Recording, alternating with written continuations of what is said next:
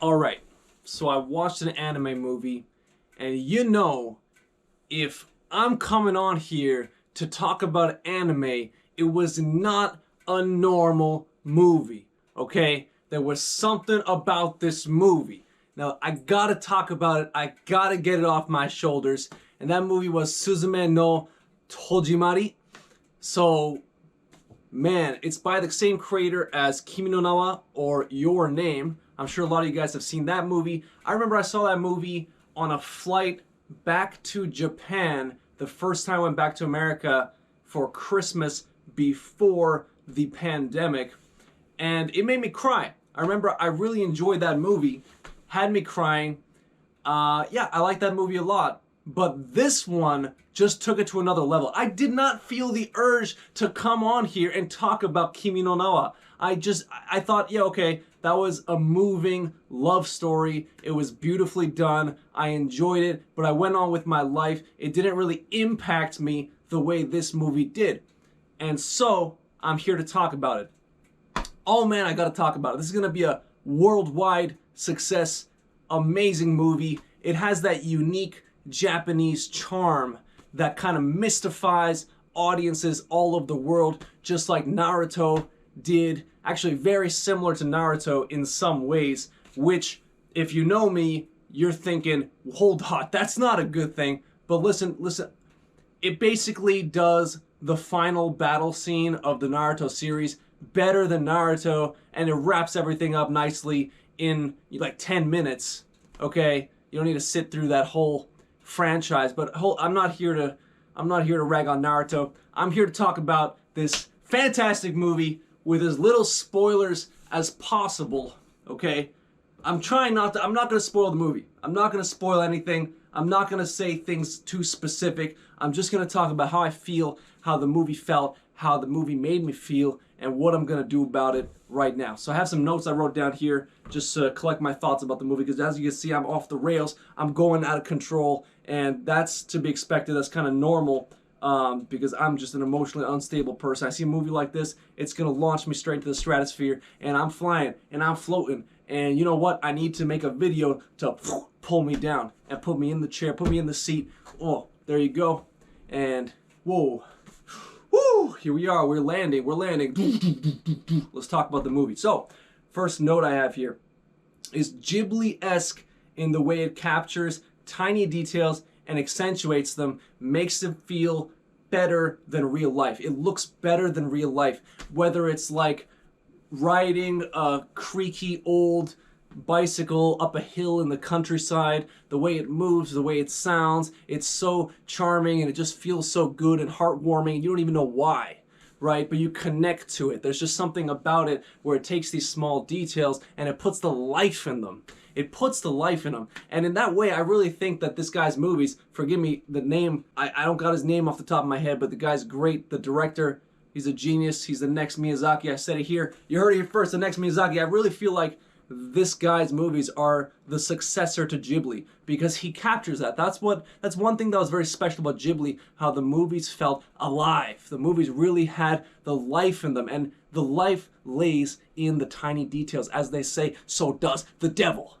So does the devil. So that's why you got to be careful. That's why you got to be careful with the details, because you can put the love in it, but you can also find the devil. So this movie, a lot more love than demons, thankfully, but the demons are also there. The demons are also there in a good way. You got to believe me. Just go with it, okay? Woo! Yeah. But man, yeah, and like the food feels very Ghibli. Oh my, you're going to come in, what did you think about the movie? What did you think about the movie? So she's thinking deeply. We don't got time for deep thoughts. Get out of here. I'm making the deep thoughts, okay? I want a quick reaction from you. No quick reaction, then it's not gonna happen. Great. I was in the zone. Now I'm out of the zone. I gotta try to get back in the zone. Maybe if I look at my notes, I can get back in the zone. Let's find out. So I have here, it started out like Inuyasha. Now, it's not a spoiler, but it's a very, very minor detail. But it basically starts out like Inuyasha, where you have like a clueless little girl who makes a mistake, she spills some milk, and then the whole rest of the story is, oh my god, we gotta go pick up this girl's spilt milk.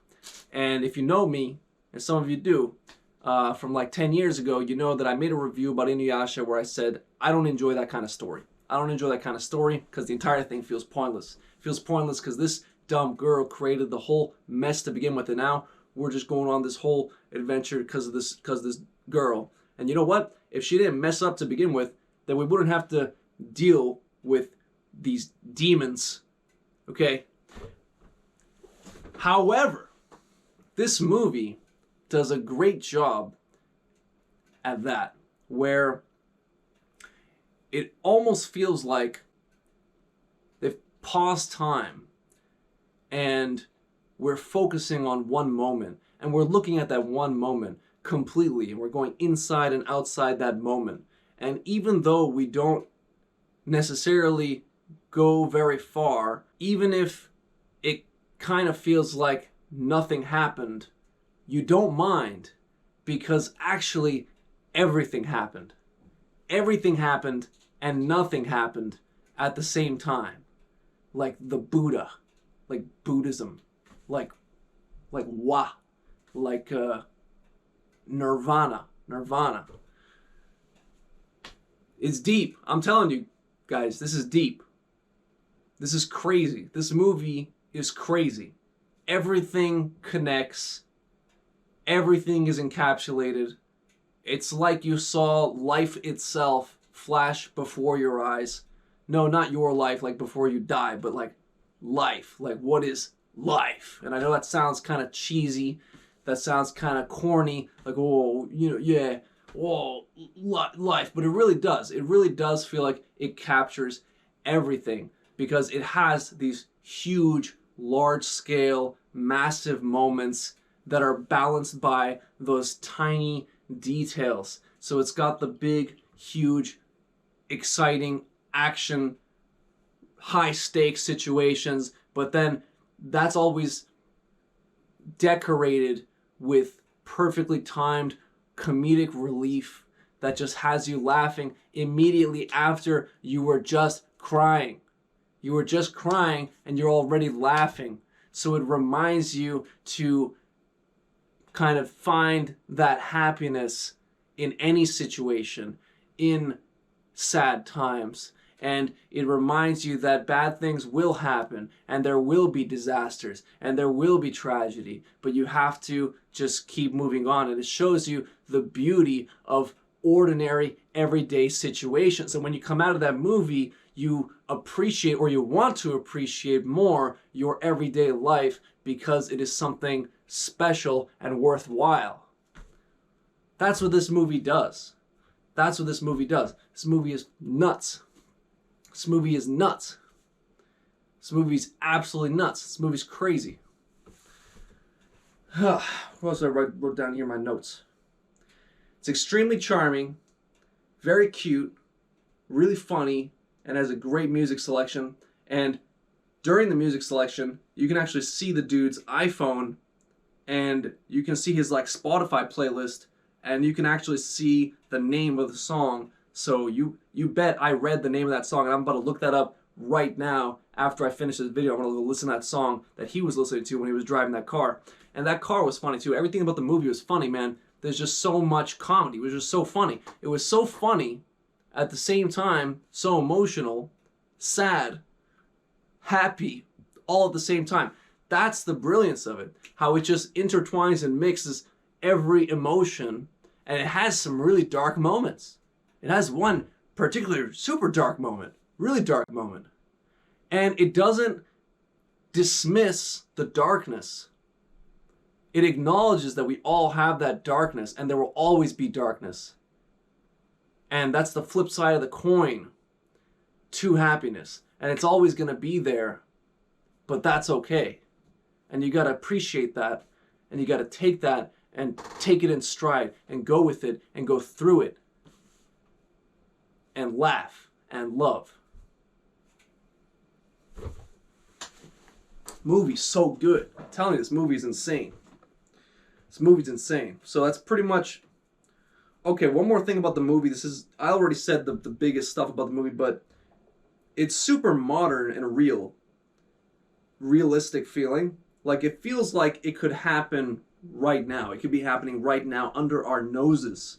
This story could have just happened outside just now. For all I know, it could have really happened.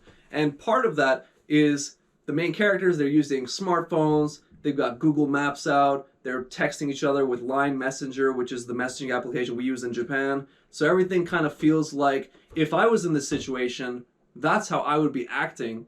This is what I would be doing, down to a T. You know, they're using the same apps that we use.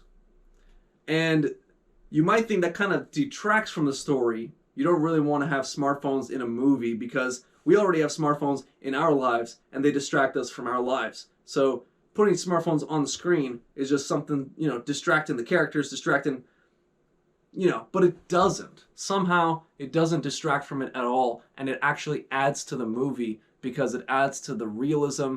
It makes that connection, the small detail connection to our everyday lives. So I like that a lot. And also it kind of shows us the proper way to use a smartphone because the characters don't use a smartphone very often. They use it for Google Maps, they listen to music, they text their loved ones, and that's about it. That's about it. You never see, oh, never mind. You do see the characters using Twitter. They do use Twitter. I was banned from Twitter recently. I was banned from Twitter. I appealed that ban 4 separate times. One time after Elon Musk took over, and he still did not unban me. Still did not unban me. I'm not happy about that. I have not done anything that bad on Twitter. So I need my account back. I'm frustrated. If you see this, please tweet at Elon Musk. Tell him to unban code provider. He is just a humble anime reviewer just trying to talk about anime movies in Japan. What are you going to ban me on Twitter for? What's going on? What are you banning me on Twitter for? It's ridiculous, Elon. This is ridiculous. In any case, Suzume no Tojimari. I forgot the Tojimari. Suzume no Tojimari. Alright. That's the movie. That's the movie. Definitely, I would say out of 10 points, if I got to give it a score, that's a solid 9 point something out of 10. Let's go 9.2. 9.2 out of 10. Fantastic. 9.2 out of 10. Boom. Right there. Exceedingly excellent movie. Love that movie. That was a great movie. That was a great movie. That was a good movie. That was a really good movie. It's a good movie, man. And it was funny, too. It's just fun, also. It's also just fun. It's also just fun. That's important. Gotta watch this movie. As soon as it comes out in America, maybe it already did. I don't know, subtitle, whatever. I don't know the situation, the release. I don't know any information. I just know I saw this movie. Okay? Was amazing. I had to talk about it. See ya.